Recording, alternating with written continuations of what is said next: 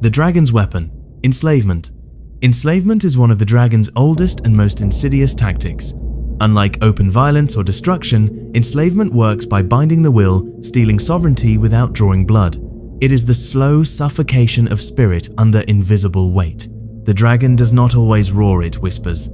It conditions. It trains the soul to kneel. There are many forms of this enslavement. Some are brutally physical, chains of captivity, forced labor, systemic oppression, or the stripping of rights. But the dragon's truest power lies in the spiritual bindings, those that shackle from within. Tactics of the dragon's enslavement. Debt and dependency. The dragon doles out poisoned gifts. It offers comfort with strings, binds with contracts, and weaves dependency into systems of false security. Those trapped this way begin to confuse survival with servitude, addiction, and escape.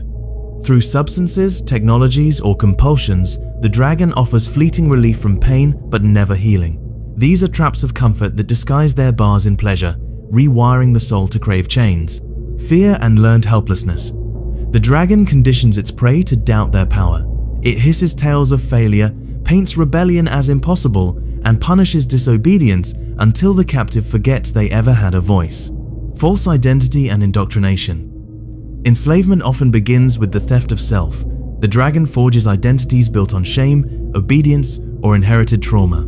Its slaves become shadows, believing themselves unworthy of freedom. Spiritual fragmentation. At its worst, the dragon fractures the soul through trauma, isolation, and confusion. It breaks inner unity, disconnecting the captive from their own intuition, ancestors, and divine spark. The cost of enslavement. A world under this tactic becomes gray. People obey systems they no longer believe in. They wake up tired, accept degradation as normal, and see life as something endured rather than lived. The dragon feeds off this numbness. When a being forgets they are free, the dragon has won. Enslavement robs the sacred right of agency. It tricks one into choosing chains daily, believing there is no alternative. This is the most profound curse. When a soul has forgotten the fire of its own becoming. Beith, the dragon slayer's spark of liberation. Enter Beith, the birch. In the ancient grove, Beith is not merely the first letter, it is the first act. It marks the threshold between captivity and freedom. It is the gate out of the maze. Birch has always been associated with purification and new beginnings. Its white bark glows like a blade of light against shadow.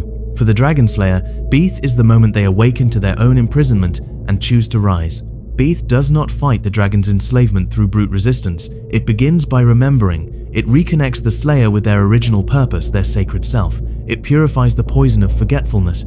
The fire of Beith burns away false identities. It casts light into the caves of addiction and fear. Its energy is gentle but relentless, a sacred cleansing that melts illusion. It whispers, "You are not what they made you. You are what you choose to become." Beith empowers the slayer to take the first true step, to say no. No to the lie, no to the chain, no to the spell of obedience.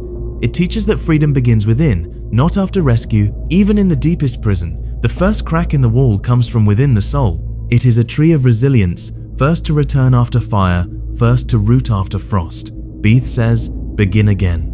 Even scorched earth can bloom, even a shattered spirit can be whole. The slayer who carries Beith does not wait for change, they become it. Dragons fear Beith because it cannot be controlled. You cannot enslave someone who remembers their origin. You cannot cage someone who has kindled the inner flame. Beith is rebellion, not of anger, but of awakening. When the dragon slayer walks with Beith, they do not drag the past, they ignite the future. They are reborn with every step, leaving behind the dungeon of belief to forge a path made of light, choice, and unbreakable will. Beith is not the end of enslavement, it is the beginning of liberation.